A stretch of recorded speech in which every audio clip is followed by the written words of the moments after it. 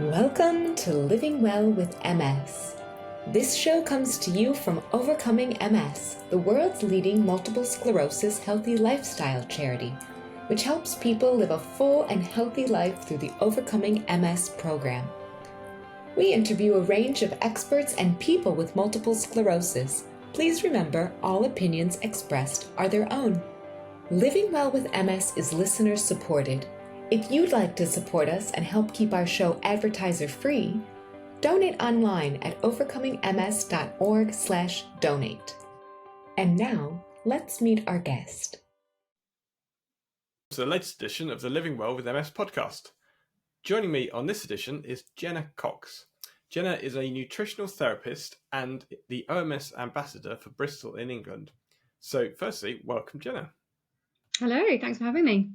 So to start off, we normally start off with introducing yourself. So could you introduce yourself and tell us a little bit about your diagnosis and overcoming MS journey? Yeah, of course. So my name is Jenna Cox. I'm a registered nutritional therapist. And as you mentioned, I'm the joint Bristol Circle ambassador here in the UK. And I was diagnosed with relapsing remitting MS in 2016. And it started, I'm sure everyone will sort of be familiar with the way it started. It started with some numb hands, numb fingers that I thought was maybe a trapped nerve, as did my GP. Went to an osteopath. I think I've also heard that other people went on this same little journey as I did. And I was hoping there was some manipulation that I would get that nerve back, but it just progressed really. So I was also really fatigued at the time. I remember I was working on a university campus and just walking from one end of the campus to the other. I just wanted to cry by the time I got there, just with how tired I was. So, which was, very unusual.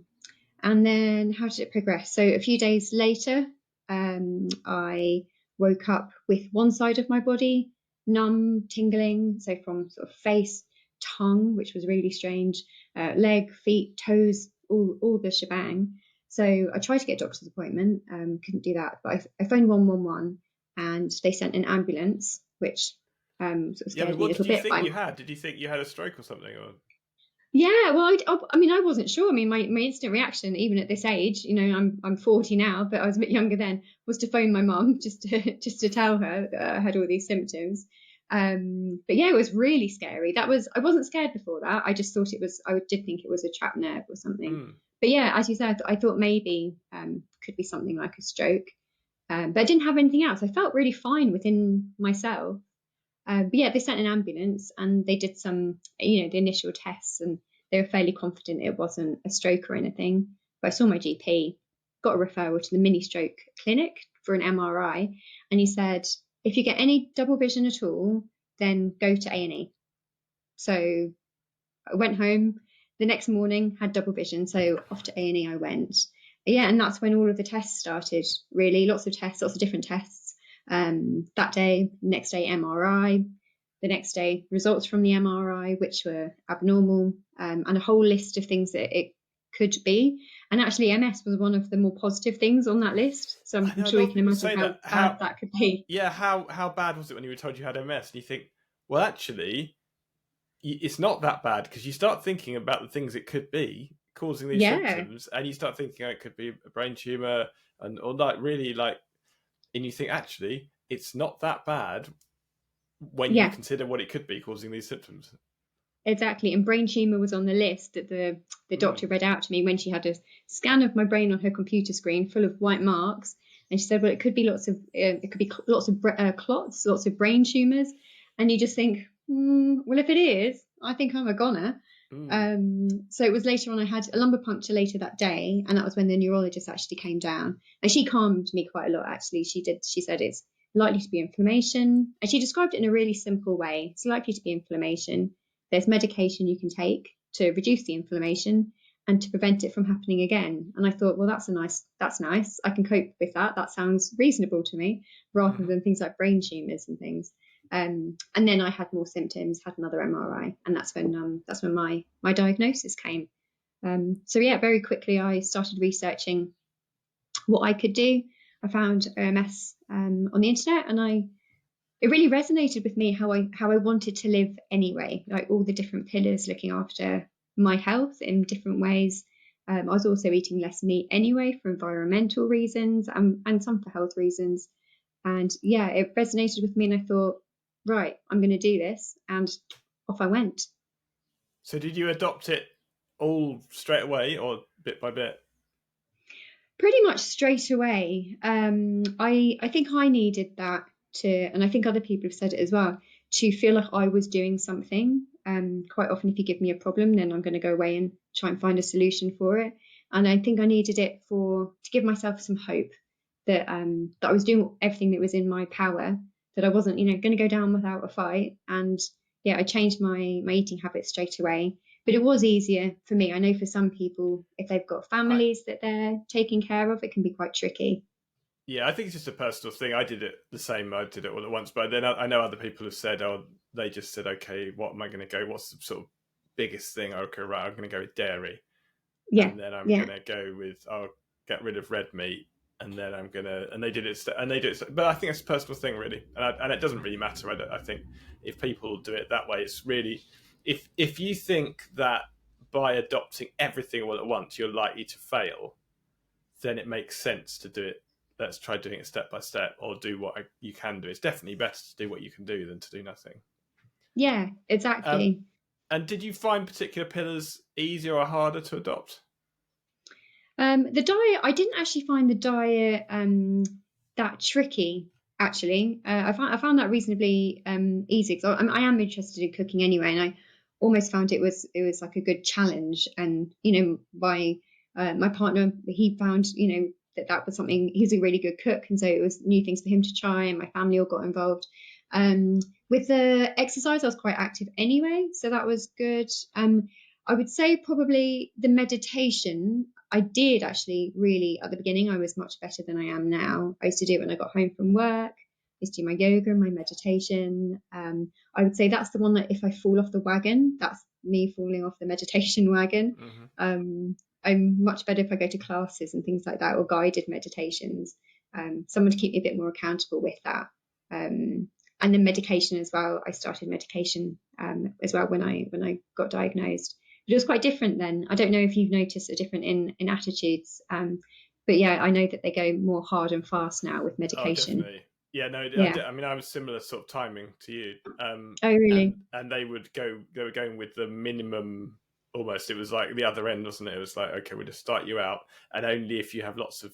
So I had to fail on the first thing before I was offered something stronger. Oh, really? That's interesting. That was bizarre because I failed. I didn't fail because it wasn't working, because I didn't have any relapses. Yeah.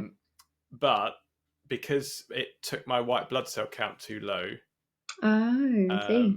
And that was on Tecfidera, and then they said, okay, we need to take you off that. And they said, so technically now, the neurologist said, now it's failed because it didn't do what it's supposed to do, and so therefore that means you've had a failed one, so you can now have something stronger if you want. I was like, okay. Oh, right. And because I'd always said I'd rather hit it sort of hard early, and then they put me on Lemtrada, which you normally had to fail. And now I don't think that's the case now. I think you could go straight onto one of the stronger ones, I think, like you say. Yeah. But that's different. Yeah. I mean, we're in the UK, so it's based on what country you're in as well. I know. I think in America, for example, I think it's pretty much based on who your neurologist is, what their attitude is, and I don't know around the world. I know it's different places, and the cost differences, of course, because we're almost unique, or not unique, but certainly the NHS in this country is we don't have to worry about what those drugs might cost, whereas certainly I know in a lot of countries they do. You're a registered nutritional therapist, and you actually work with people with MS. So what does that entail? Is that sort of promoting overcoming MS, or just a sort of more general healthy lifestyle for people with MS? Yeah, that's right. Well, I've always been interested in human biology, and certainly in my 20s, I realised I wasn't. After my 20s, I realised I wasn't as invincible as maybe I thought I was going to be, because my MS came really in my early 30s. So yeah, I decided to retrain. And when I was retraining, it was, what do I want to do? Do I want to support people with MS? Do I want to support other health issues? I'm really interested in women's health as well. And I think I do. My passion lies with multiple sclerosis and helping people on that journey. But I think it's also useful to sort of see people more holistically, that we're not just MS. That's not the only thing that's going on in our bodies. So yes, I would help with looking at the diet for things that would be more helpful with the MS journey. So things that we're familiar with like saturated fats, reducing processed foods, reducing meat, upping plant intake, looking after gut health and things, but also looking at food allergies, intolerances. There was a really interesting study about allergies, that people with allergies had 1.3 times higher relapse rates and greater disability activity than those without allergies. So again, this is not a causation necessarily, but it's just, I think it's quite an interesting association. And food sensitivities, very much linked to gut health. So I might be helping people through those food sensitivities and improving gut health to hopefully increase the variety of food that they can eat. But yeah, as I said, we're not just MS. So I might see people who have MS, but they may be interested in weight management or osteoporosis or gut health. Maybe they have reflux or bloating or constipation, things like that. So I think it's, although that's where my passion lies, to help people with MS, I think it's important to look at the bigger picture really and support the whole health. I was certainly told by my neurologist not to think about MS things, but also think about other things as well, because the last thing you want to do with MS is get something else. So you don't really want to have MS and heart disease or MS and type 2 diabetes. That's a really bad idea. So yes, do things that are good for your MS, but just really look after your general health as well, because that'll be worse for you because you've already got MS. So and some things are more common as well when you've got MS. Yes. You're more likely to get other things as well. So that's always part, I think, of the picture. And you've written an ebook on dairy-free swaps. So I think that's probably the biggest thing people talk about is cheese. I know. I mean, you can there's a lot of milk substitutes now, but cheese is getting there, but then a lot of those high saturated fat, and so but so an ebook on dairy-free swaps for milk products. So could you tell us a bit about that and what are some of the good swaps you can do? Yeah, so you can find the guide on my website, so that's jennacox.co.uk, and it's my favourite dairy-free swaps that I found over the years I've put together. And I love cheese, just like you and like lots of people out there. And I think it is really hard to find a good alternative that's low in saturated fats, that's not really expensive, because there are some good cashew nut ones out there, but they're really expensive. I don't know if you've tried them. Well, that's my Christmas treat. When everyone else has cheeses, I have but they are expensive. But yes, they're good though, aren't they? I mean, some of them they're really good. But I mean, you're going really from. I mean, I don't know what's cheese in a soup. I don't actually know what cheese in a supermarket costs anymore, because it's a good point. For so long. Yeah, good point. But certainly, it doesn't cost as much as the stuff I'm buying at Christmas, because it's really expensive. But it's Christmas. But there are some good alternatives. Give them a try. Really, have a look at the guide. I think silken tofus. I think it's a bit of a revelation. And not as many people use silken tofu. But that blended up with things like nutritional yeast, lemon juice, what else? Apple cider vinegar, maybe some garlic, maybe a bit of mustard. It can be just quite a tangy sauce that can be used in so many different dishes. So I like it with blended soaked porcini mushrooms to make a nice mushroom sauce, or I can add it to curries or dals to make things really creamy, and it's like an extra source of protein as well. What else? There's a really nice warm cashew nut based sort of nacho cheese. It's quite a tangy nacho cheese that can be good on like Mexican tray bakes or in tacos. And I think it's good to have something sweet as well that you can go to. Blended. I don't know if you blend up frozen bananas at all. Oh, to make ice cream. Yeah, they go really creamy, don't they? Yeah. And different flavors. Add cocoa powder and hazelnuts or other fruits that you might enjoy. So there are just some ideas that I've been using over the years that have taken me a while to find. Yeah, they take a lot of blending, I would say, if anyone tries that. Yeah, it's not a quick whiz up. You're going to be blending for a while. Blending and then pushing it down, blending, maybe a bit of liquid. But I think the result is it's amazing. Yeah. Yeah, And if you add really surprising. in cocoa powder, it doesn't really taste that banana-y. It does taste really chocolatey, and you can make something Yeah, really, really good. yeah, So, yeah. And it's just bananas, and so it's really healthy. yeah, It's not yeah, having any like oils or additives or anything. It's really good. yeah. And Great slice the for bananas people. first as well. So chop up the bananas into Oh yeah, small slices, freeze them, exactly. That's a blend them for good ages. point. But I actually didn't tell that to somebody, and they did try and just blend the whole banana in there, and yeah, it was yeah. taking quite a lot of No, time. So yeah, chop it up first. I've been through that journey, but You feel their pain. yeah. And actually, I'd say just as sort of a plug to the Overcoming MS circles, there's a lot of tips, but there's a lot of recipes on the Overcoming MS sites as well. So have a look, because there's loads, because people will have been through this. We've been through this journey, Yeah. and so yeah, have a look at the tips and recipes on there, because there's loads of stuff. So you mentioned women's health, and so one of the things that's come up is, especially with if we're avoiding dairy, is things like people talk about calcium, where you can get your calcium from. And so one of those things is bone density and osteoporosis. And firstly, why are women more at risk? And is there a significance with people with MS as well? Yeah.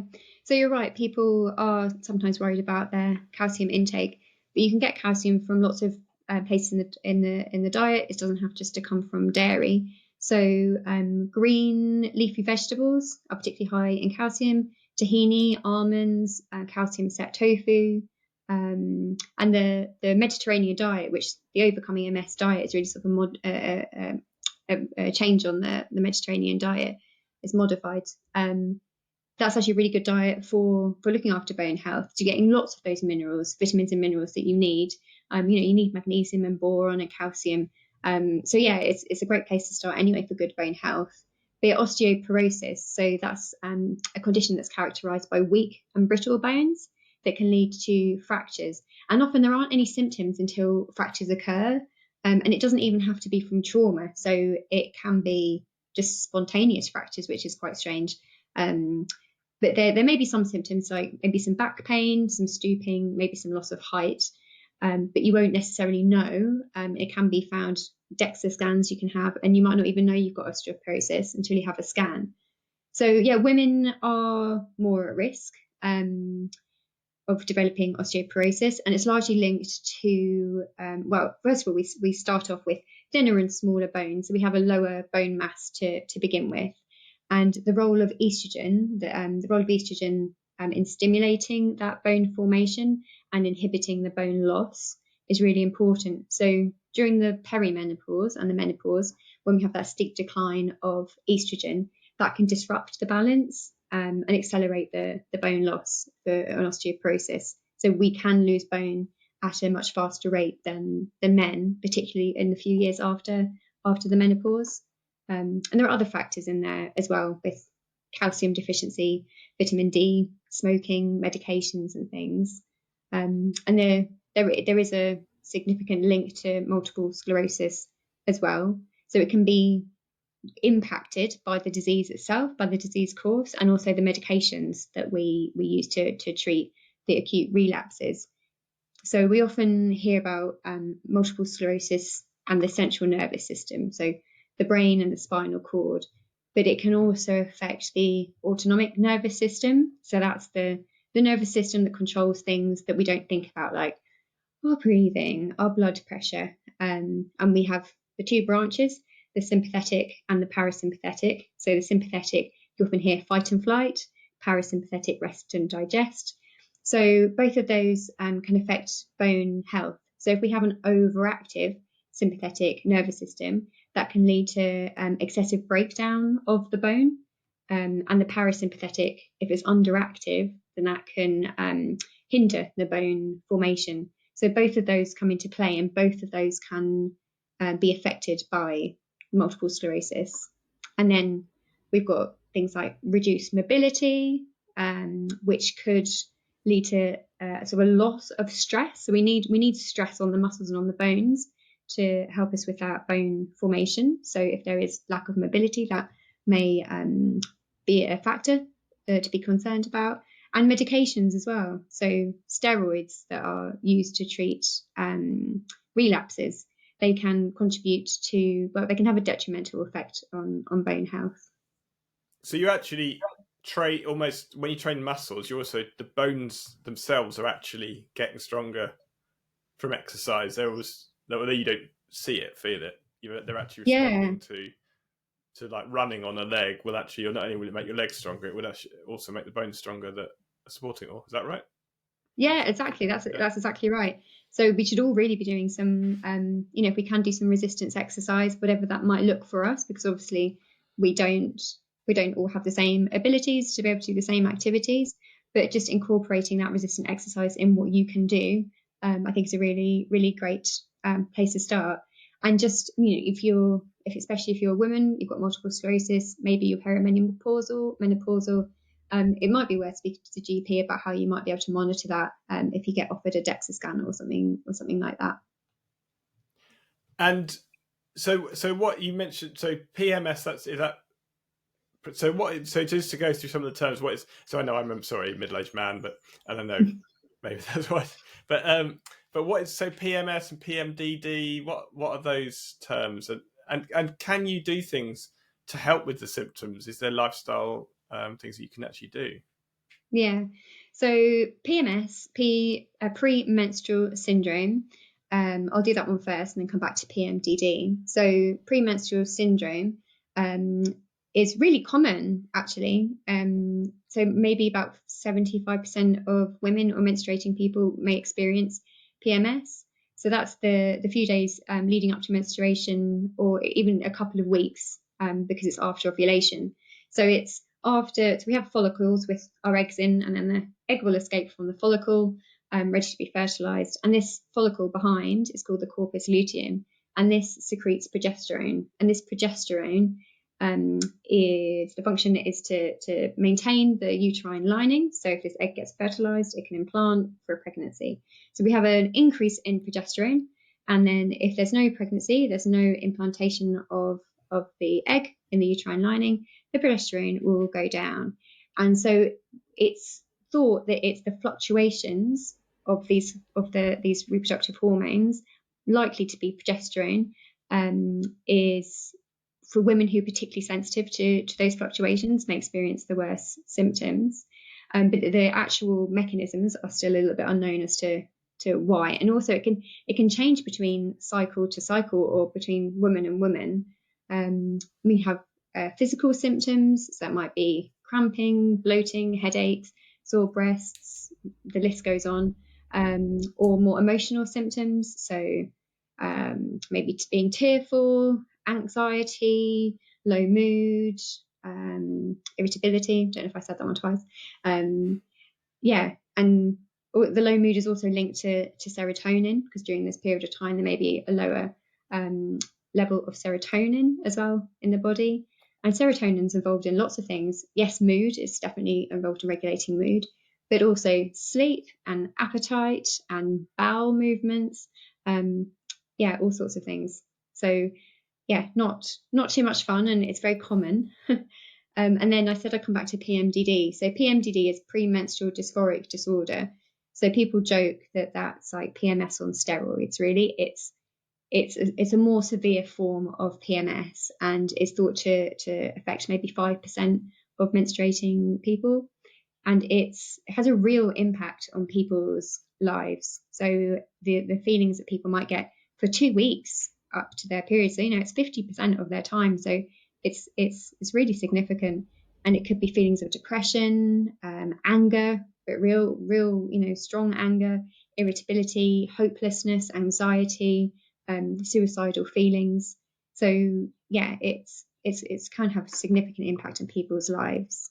And then I think you asked if there were things we can do. Yeah, I mean, obviously, we're not saying don't see your GP or doctor, but is there other lifestyle things that you can do? Yeah, absolutely. Lifestyle and with diet. So with lifestyle, yes, I mean, speak to the GP, especially PMDD can have such a massive impact on your life. And with lifestyle, I mean, the things that we often hear, so exercise, if you can do moderate intensity exercise, Stress relief. Stress can make PMDD and PMS worse. So the things that we might be doing anyway with our MS. So meditation and yoga to reduce those stress levels, getting 7 to 8 hours of quality sleep a night. There's supplementations as well. So there's a herb called Agnus castus, which has been found to relieve symptoms, as well as calcium, magnesium, B6. But B6, be careful with B6 because it can cause some nerve damage. But then a lot of the OMS diet actually would help with some symptoms of PMS, because you're reducing those processed foods, you're reducing that salt intake from processed foods to help with the bloating. You're increasing omega-3 to reduce the inflammation, and there's a focus on whole grains and fruit and vegetables and things. So it's already a good place to start, but we can go further with that.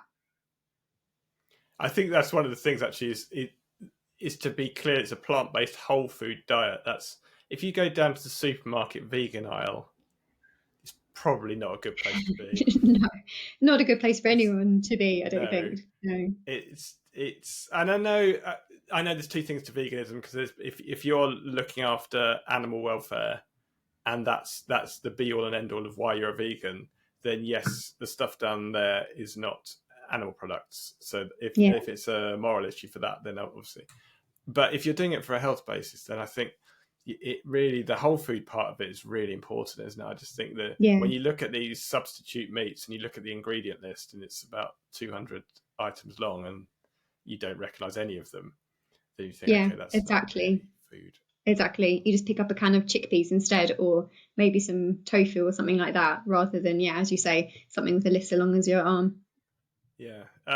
And so on that diet, you've also written about probiotic foods. So what are probiotic foods, firstly, and how do they impact the gut microbiome, and how does that affect people with MS? Yeah.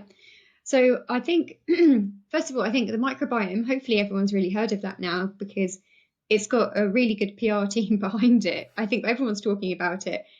Similarly to, I think, kale, maybe a few years ago, kale seemed to be everywhere and everyone was talking about kale. But I think we're all talking about gut health, which is really important. It's really promising. The gut microbiome is it comprises of your bacteria, your viruses, fungi. We have microbiomes elsewhere as well, like on our skin, for example.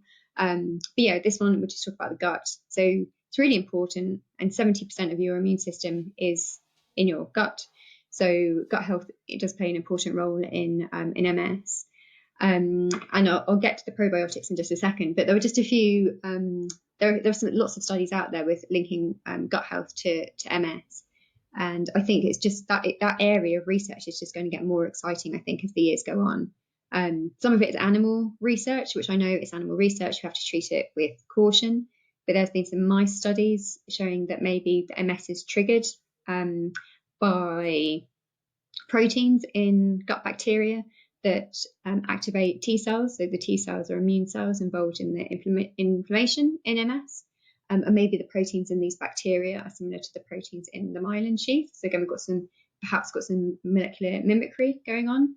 It's an animal study, but it's interesting nonetheless. There was an Iranian study, a small study, so it was only on about 40 people, who supplemented with a yeast called Saccharomyces boulardii, and they showed a reduction in symptoms, pain and fatigue reduced, as well as inflammatory markers. So there's one called high sensitivity C-reactive protein.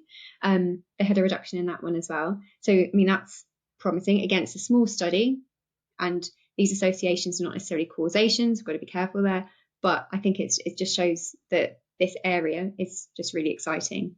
So people with MS anyway have been shown to have dysbiosis. So that's an imbalance in their gut bacteria compared to healthy people. Now, it's that classic chicken and egg, isn't it? We don't know, is the MS causing the dysbiosis, the imbalance of gut bacteria, or is the gut bacteria imbalance causing the multiple sclerosis? But anyway, I think it's really important to take care of our gut health, and we can do that through probiotics. So in food, so the fermented foods.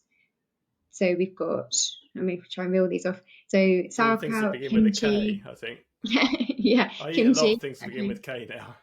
Oh, really?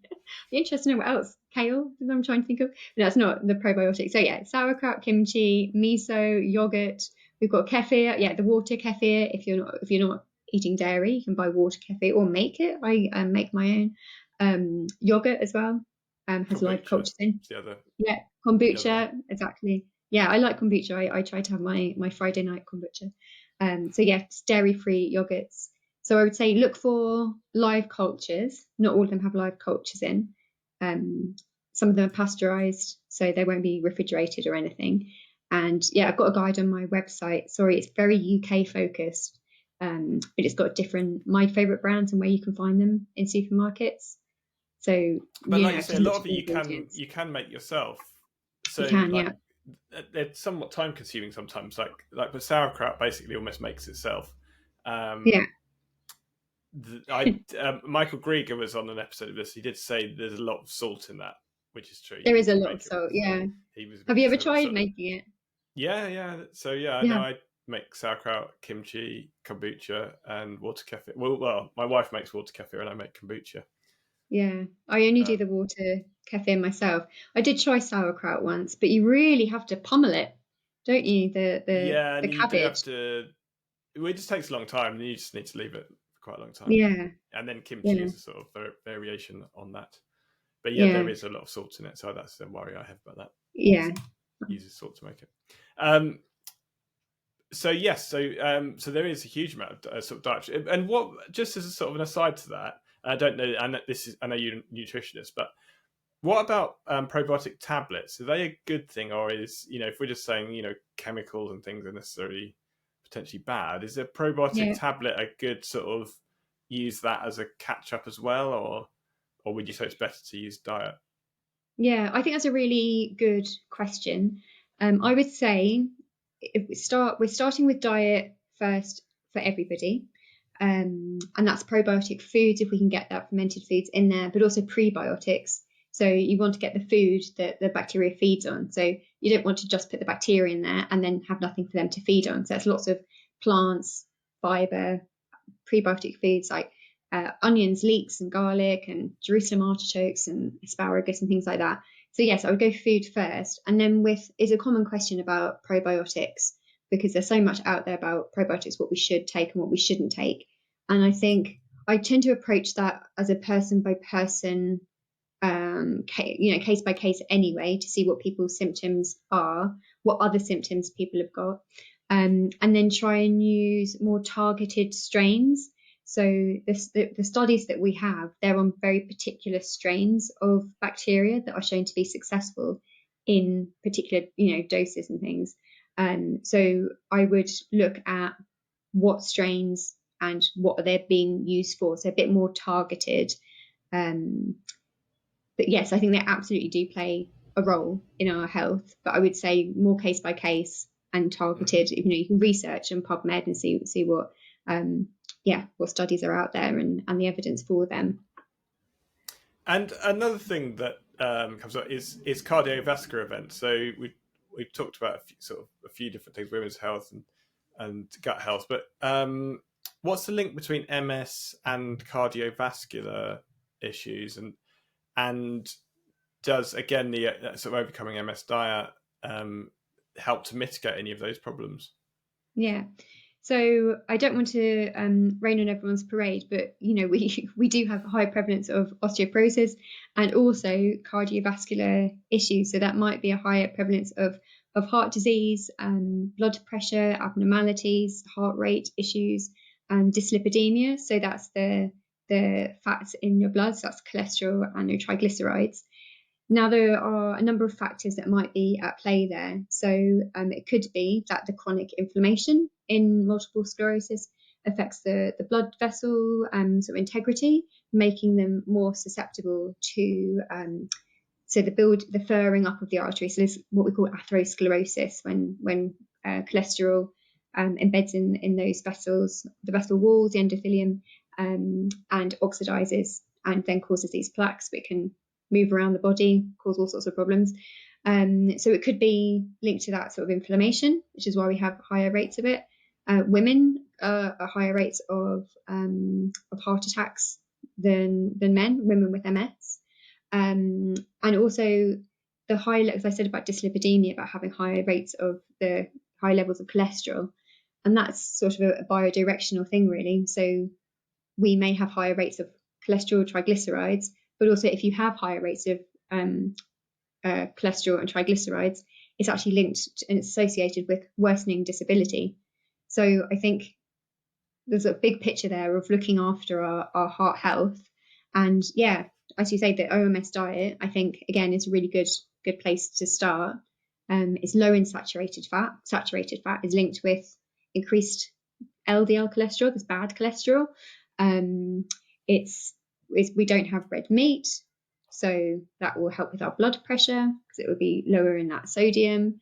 Omega-3 is obviously great for anti-inflammatory purposes.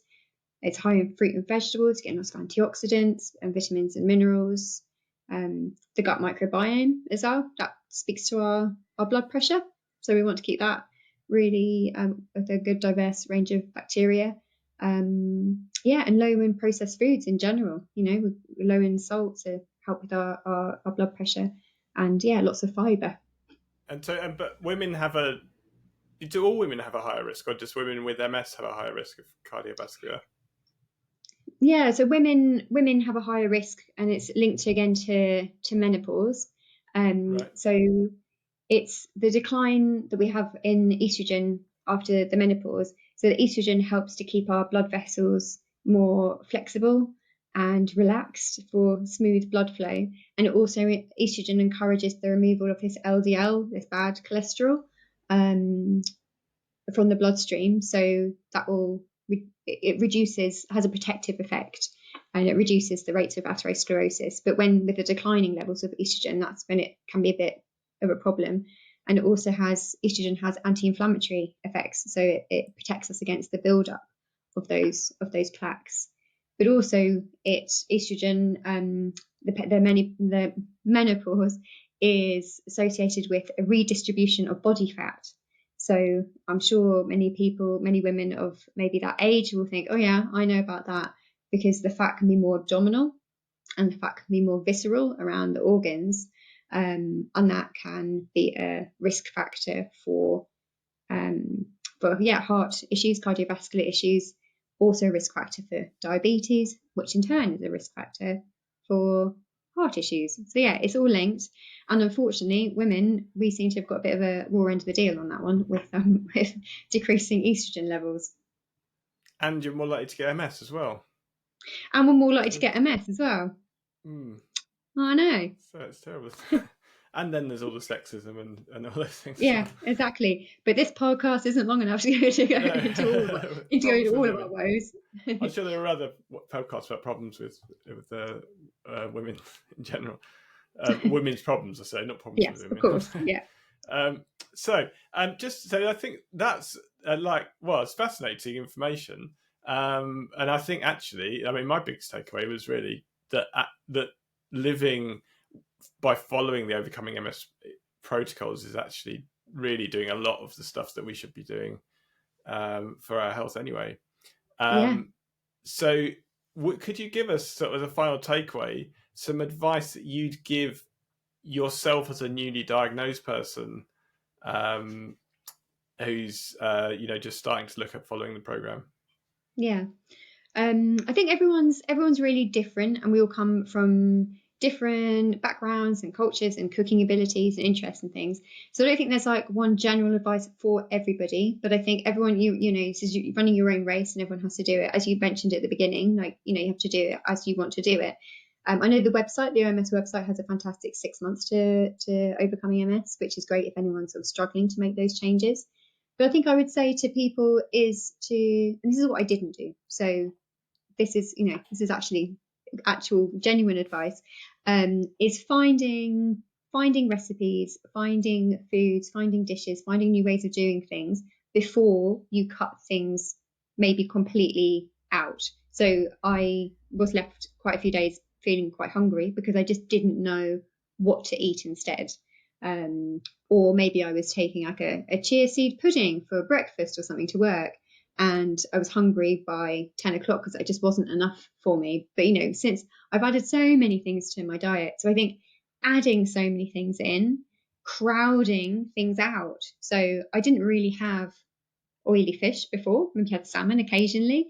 It was mainly white fish if I ate fish. So I think find different recipes for using sardines and anchovies and salmon and mackerel and things. That might help if you don't have fish and you haven't chosen to go to eat oily fish. Then investigate different types of tofu. So it might be firm tofu, tempeh, silken tofu. Get some recipes for those.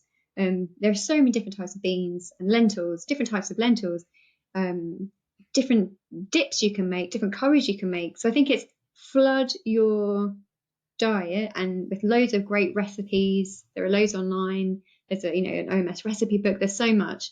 I think get all that information behind you, and then it'll be much easier, I think, to crowd the things that may be less helpful to your health out of the diet.